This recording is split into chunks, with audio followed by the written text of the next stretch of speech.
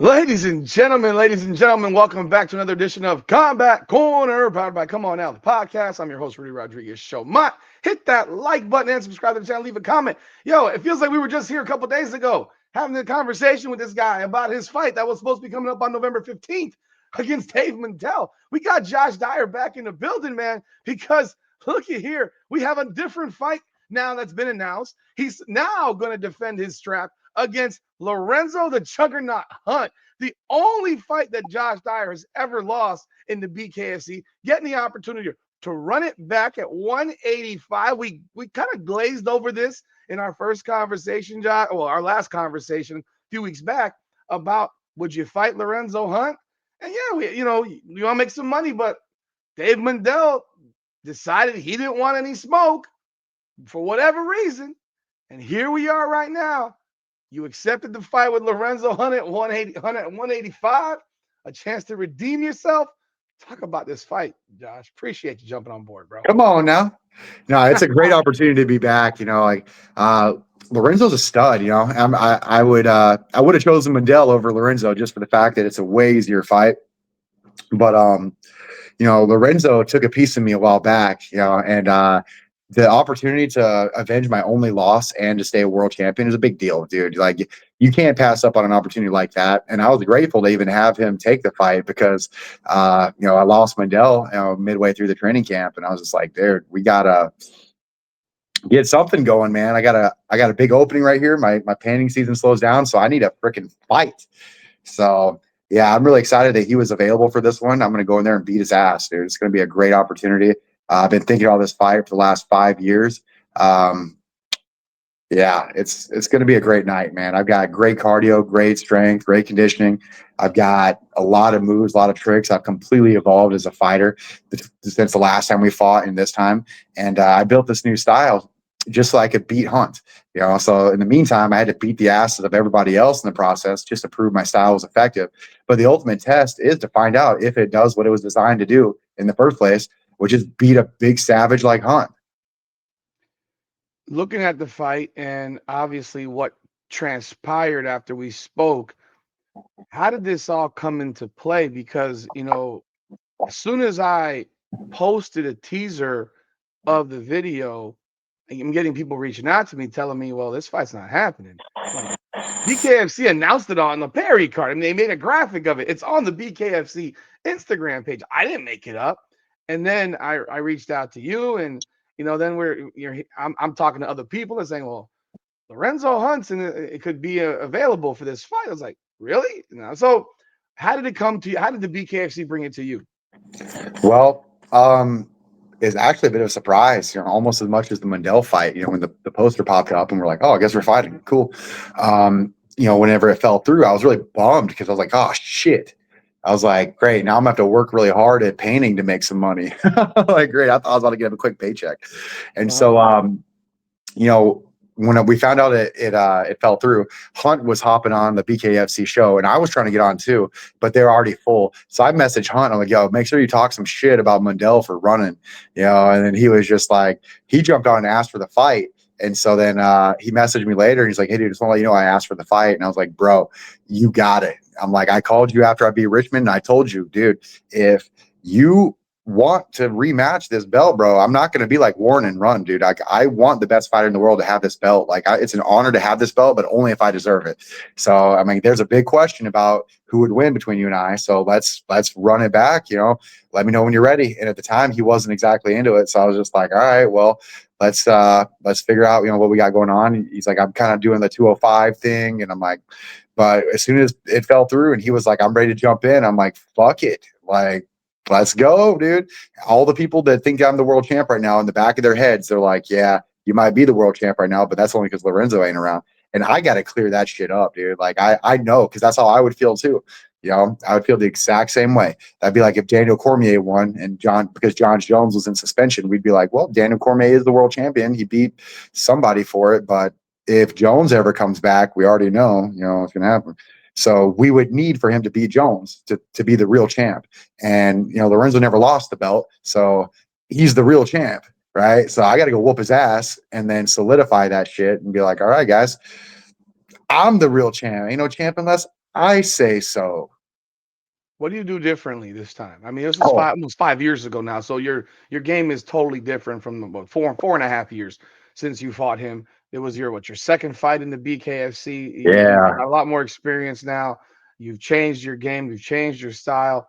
Um, he has to drop 20 pounds, 25 pounds just to get. I mean, I know you drop weight too, but you were already in the process of your training camp. Whereas, I was told he was hopping on a plane to Puerto Rico to start training because I guess he trains with Brito down there Yeah. in Those Puerto dudes are Rico. crazy out there Yeah, yeah, headbutting fucking bighorn sheep and you know what I'm talking yeah. about. But it's like what is different from your game now? Obviously, we've talked, but tell the people again, like what have you changed since you fought him the first time? Yeah, so basically the biggest thing that I changed was that I didn't realize that I wasn't the biggest baddest dude at 85. Like that was a big shocker to me. And I learned that out the fucking hard way. And I didn't have a backup plan for coming across a superior athlete. And Hunt's very dangerous on a straight line. He is like the real juggernaut where he builds shitloads of momentum and becomes unstoppable, in a straight line. So I developed a style based off of like getting off the center line at all times. So you'll find like since that fight, almost nobody can hit me. Like almost nobody touches me. When I fought Cochran, barely got touched. Went out and fought Riggs, I got hit once. I went out and fought Jared Warren. I left without a scratch. I went out and I fought Wild Bill, didn't get touched once. When fought Richmond, left without a scratch on my face, dude. I didn't have a bruise, a scratch, or nothing. And I'm just like, You that's the had a guy bru- I you am had, now. you had a bruise on your hand.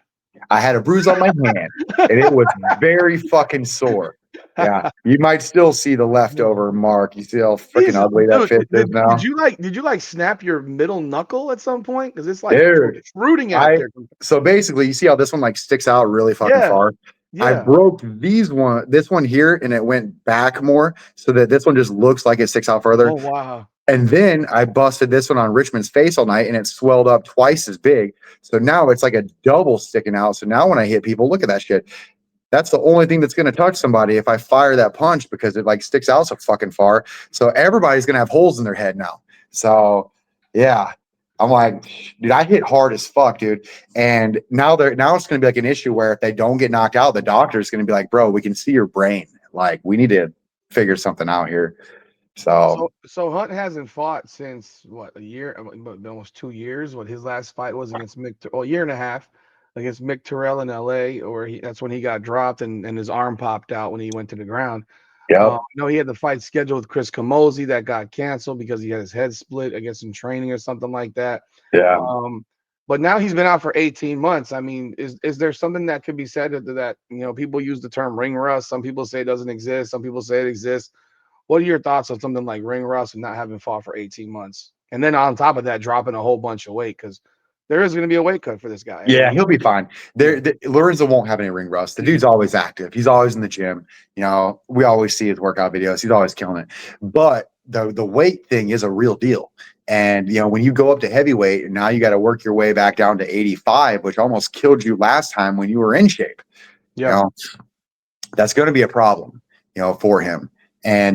But because he was kind enough to accept this fight on extremely fucking short notice, I am going to give him some leeway here.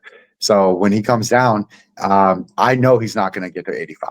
And if he does, give him fucking a high five, a crisp high five. wow. But if he doesn't make it 85, that's fine. I'm still going to accept the fight. I'm going to take a chunk of the purse and just be like, all right, dude, just give me like 20, 30%. Enjoy whatever weight you don't want to cut. Don't worry about it. You're still fighting for, actually, it wouldn't even be for the belt anymore because it's not 85. But doesn't matter. The fans are still going to watch us beat the fucking shit out of each other. Okay. I know he wants the 85 belt, but he's got to get to 85 for it. If not, he's going to pay a little bit of money. It won't be for the belt, but I'm not going to turn it down. We're still going to get in there and beat the fucking brakes off each other. And it's still going to tell the world who's better. So it's a big deal for him, and it's a big deal for me because I want this win. I do want it bad, but either way, we're fighting. I don't care what happens. We're fighting. Anything you see, or I mean, gosh, when did he fought you? Gosh, he had one, two, three, four, five, 6 fights since he fought you. Was there anything that have seen in film since you fought him that maybe is different from when you fought him, or is it pretty much the same thing? Dude, to me, Hunt looks the same, man. He looks the same. Nothing wrong with it because it's like if it's not broken, don't fix it, right? He broke me, so I had to fix it. So you can tell by looking at my old fights, I had to change. Like he showed me that there's a bigger, badder dude that had to change. Well, he hasn't fought a bigger, badder dude yet, but I'm that bigger, badder dude now because of what he did to me. So after he gets his ass whooped by me, he's gonna now have to go home and ask himself, do I want to keep doing this? Do I like what do I want to do? Do I stay away from 85? Like, what are my plans? And if he's the guy that I think he is, he's going to sit down, get out a pen and paper, watch the film, and see what he did wrong, what tricks worked for me, and what he has to do now to be able to compete with my new skill level.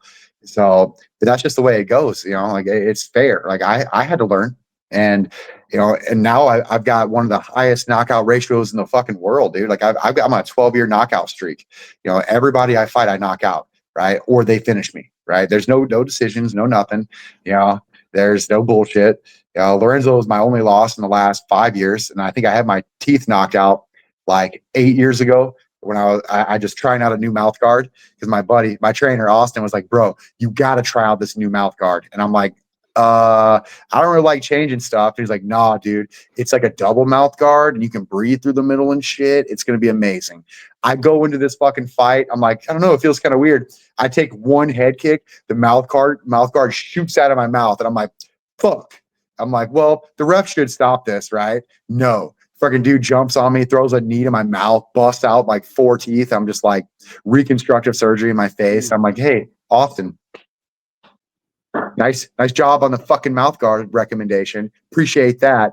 So I keep shit the same now. So you'll see that every fight, I wear the same shoes, same shorts, same mouth guard, same song, same haircut, same fucking nut cup. Like I do shit the same, right? Like I've been down this road for 15 years. I know it works. I don't change it. And that's Hunt's problem.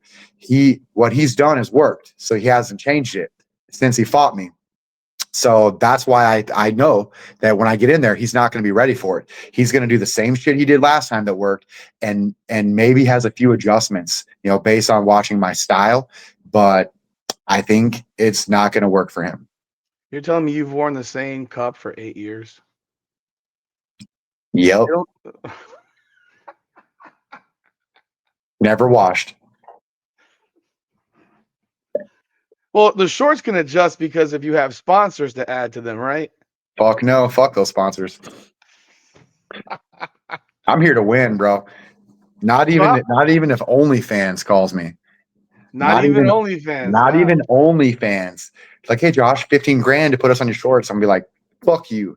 I'm here to win. And your fucking gay ass platform.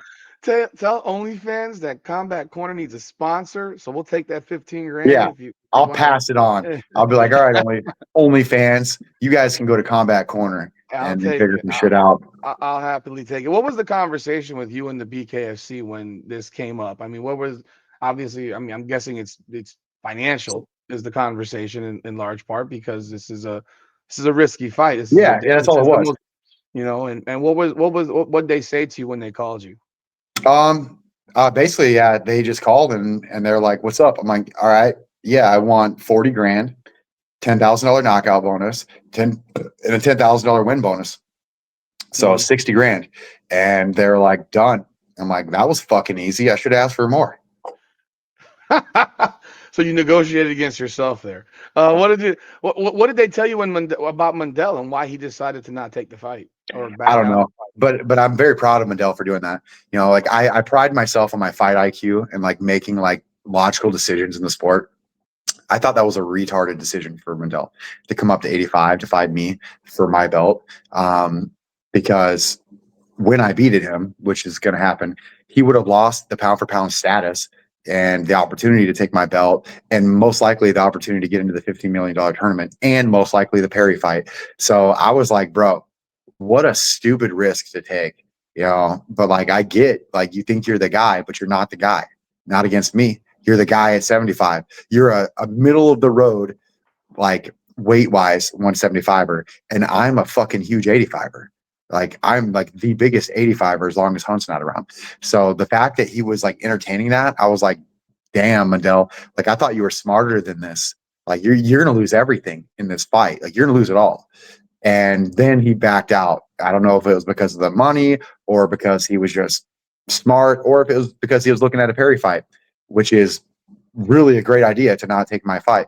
But either way, whenever they said that he didn't take it, I was like, touche, redneck. I'm very fucking impressed because I was like, as much as I would have liked to have gotten that win, I was more disappointed in his IQ, for taking it. So the fact that he rejected it, I was like, that was the first expert level chess move that I've seen this guy make. I was like, all right. I'm like, okay, Mundell, I'm a little bit more of a fan now. I'm a little bit more of a fan. It shows you got some intelligence behind that too. So I don't know what it was, but I was impressed.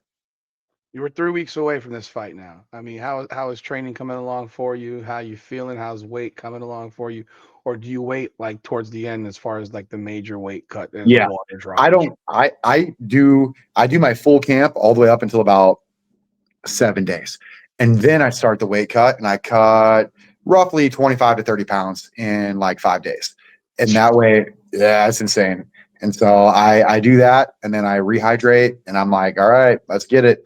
So that's pretty much it. Like I cut a lot of weight, Hunt does too. For people So that don't, for people that the general person that doesn't understand the weight cut process, what is that weight cut process like when you're talking about dropping 30 pounds in 5 days, the dehydration, rehydration components? Like, how do you cut 30 pounds? I know fighters do this all the time. But even maybe even when you went to your first fight with that, I'm sure it was like, I gotta lose how much weight, how fast? I mean, and now it's easier for you naturally as you've done this for many, many years. But what's that like for you? How does that process work? So for people that don't understand it. it's harder than the fight. Mhm. So basically, I find a steam room and I sit in the steam room and I walk in at like 2:08 and I'm like, all right, it's 2:08, 4 or 5 days out. Let's go ahead and I want to drop 10 pounds today. So I'll sit in that steam room for probably like 5, 6 hours and lose, I'd get down to like 198. And then I'll go home. I'll take a sip of water, just like let it kind of like just chill a little bit. I'll wake up, go back again, lose another 10 pounds. Now I'm down to like, I would say like another 8 pounds because it gets harder. The Yeah. weight starts coming off slower the more dehydrated you get. So then like what took you 6 hours to lose 10, now it's 12 hours to lose 5. All right. So it's fucking hellish. You're going Right. six hours straight, or are you coming out every like 20 Oh, minutes? I fucking come out, like I'll be in there all day, but like I'll come out like every 10 minutes, Okay. I'll stay in for 10 until I can barely take it. And then I'll come out, I'll let my temperature come down a little bit. I'll sweat a little bit and then I'll go back in, Okay. cause it's shitty, dude. Like that steam room sucks. It feels like I'm in hell, like, and then once you get down to like 192, now I start like getting a little lightheaded when I stand up. Now I start wondering, like, am I going to pass out in here and fucking die? Like I start like weird thoughts start coming into your head. And, now I got to start walking a little bit more carefully. I got to focus on my Yeah. breathing. I got to start monitoring like my heart rate because now your heart starts beating faster because there's not as much fluid in your system. So now I have to work harder to get that same amount of blood around. And so now I'm like getting really tired. Standing up gets tired. Now my back starts hurting. Like I start like noticing like that dehydration effect starts causing issues. And then yeah, pretty soon I'm down to about 190 and then I fly to whatever state I'm at, dehydrated fully. And I find another steam room or a sauna there. Or if they don't have it, I just I get the bathtub in the hotel and get it hot as fuck. And my team basically like locks me in the bathroom. They turn that fucking shower on, steam it all up. I'm in a hot ass bath. They wrap towels around me to secure the heat in there. We're dropping alcohol in the water to like pull out the water faster for my body. And then it gets like mentally breaking. Those last fucking 3 pounds is hell, because like now I'm so thirsty, Yeah. I'm like tempted to like drink fucking toilet water, man. I'm like, my team knows they can't leave me alone at that point because like as mentally strong as I am, they can't leave me alone now because I will be like, oh, I'm just gonna go wash my hands. I'll be fucking run under that sink, and then they'll be like busting the fucking door down, spit it out, spit it out. And I'm just like, sorry, man, I couldn't help myself. I was just tasting it, man. I was just rinsing the cobwebs out of my mouth. And they're like, yeah, I bet. I bet. Yeah, you Yeah. see, you see, like you've seen video. I'm sure you've seen these photos where you have like Charles Oliveira in the UFC where he's wrapped up in towels and he has 20 guys circled around him as he's just wrapped in these hot towels and you see stuff like that. And you're like, you're just sucking the life out of people. Like you've lost. This is all water weight, right? Pretty much Yes. all the water of All your water weight. body, and then you go weigh in. And what exactly like how much water do you drink as soon as you've done your weigh-in? All the water in the fucking world, bro. Like as soon as I when I fought Wild Bill, I lost 36 pounds for that fight in like 7 days. Oh, So when I hopped on that scale, I had to get help getting on the scale. Like I was fucking dead.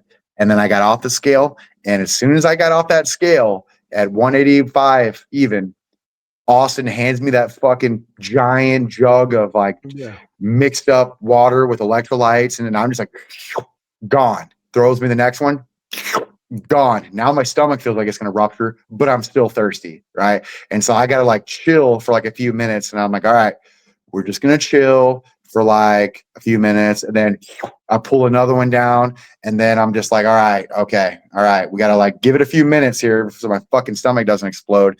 And then I'm just slamming water all day, dude. I mean, but it's electrolyte water. I got to drink a lot of water with salt, magnesium, potassium, bicarbonate, chloride, all the electrolytes. I'm drinking it back into my body. And as I'm drinking it, all of a sudden, like my face starts getting wider again because I look like a crackhead when I lose all the weight.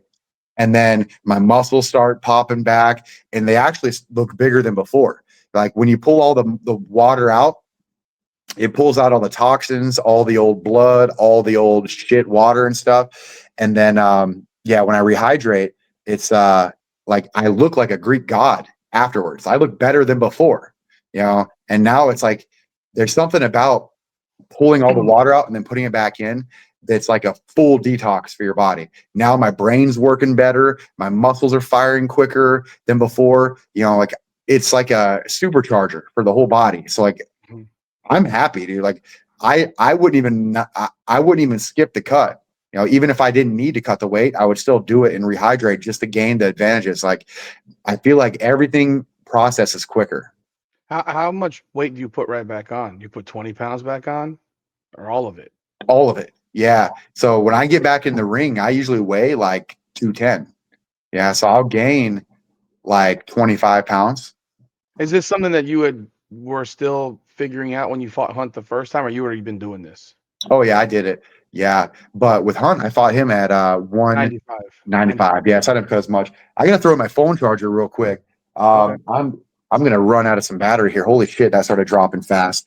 But that's all right. Let me go grab that sucker. I think it's really educational for people that don't understand the weight cuts, because like I mean, I always wonder like how guys cut weight so fast and the water droppage and how obviously you're looking like Skeletor at times. Oh, I do. Oh, bro. When And they always take pictures. yeah, The pictures that they use for my fight promo, yeah. they always use my weight cut photo for my fight picture, so I look like a fucking crackhead. All right, I'm at No, 1%, so this wow. may die on me No, here. I got the phone I, charger plugged in, no, so I fingers know crossed. we're good. We're gonna wrap up real quick. I mean, because I know you got some stuff to do and all that. But no, I appreciate it. No, I just think weight cutting is always so interesting to hear fighters, because you hear different fighters with different stories and how they do it, and then you hear guys like in the UFC, like certain fighters, and I'm not gonna name them, that are constantly coming in overweight, and it doesn't matter whether they fought at welterweight or now they're at middleweight and they're still overweight. It's like, can you put the bonbon down, bro? Like Yeah, be a put the tacos. professional here. Put the We're tacos as professionals. This ain't the amateur anymore. as a fighter. How much does that piss you off when you hear about guys? And obviously not the situation here with Hunt coming in 3 weeks notice, but just in general, when you hear about fighters that come in so overweight, like I've seen fighters of late 5 pounds overweight. Like, did you even try to cut weight? And like, Yeah. how much did that upset you as a pro fighter?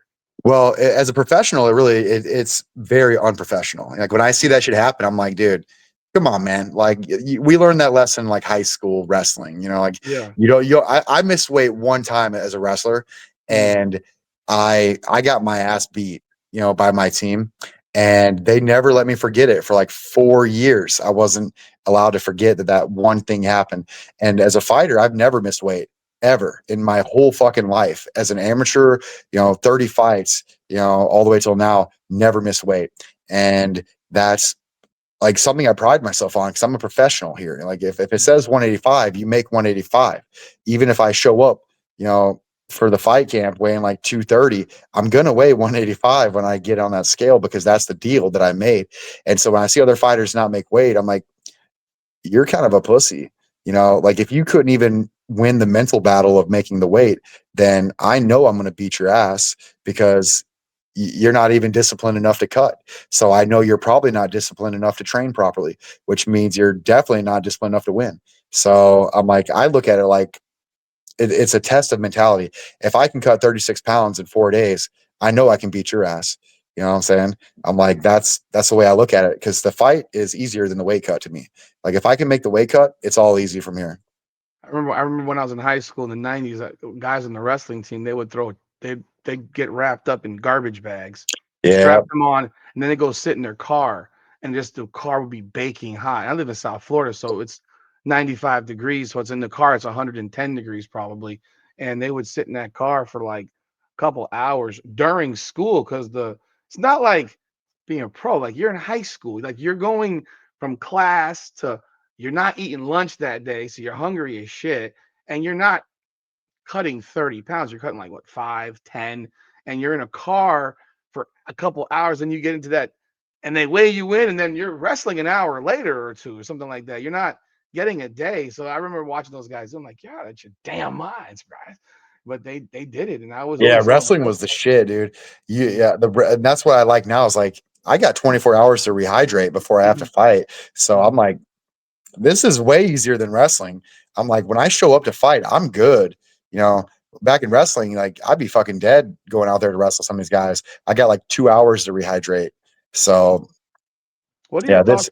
What are your thoughts of tomorrow's card in Rome? I mean, that's a pretty banger of a I haven't card. even checked it out yet. I'm not really sure what's going on in Rome. Kamozi's fighting Alessio Sakara. Then you got Ben Bonner fighting against Franco Tenaglia. It seems like they stacked this card up pretty heavy over in Dude, Rome. I know Kamozi's pretty good, but yeah, I'm not really familiar with some of these other guys here. Mhm. What is your final words to Lorenzo Hunt, man, as we get closer to this thing? Um, I would say Lorenzo, I'm sorry, dude. I'm sorry you got a short fight camp on this one. Um, I'm gonna it's gonna have to be a trilogy. I fully expect to win. The cards are stacked in my favor on this one. I know he's still Lorenzo Hunt, right? I know that he's a beast, but dude, I've got a full fucking camp. I just fought a few months ago, got out of that camp, had a flawless night.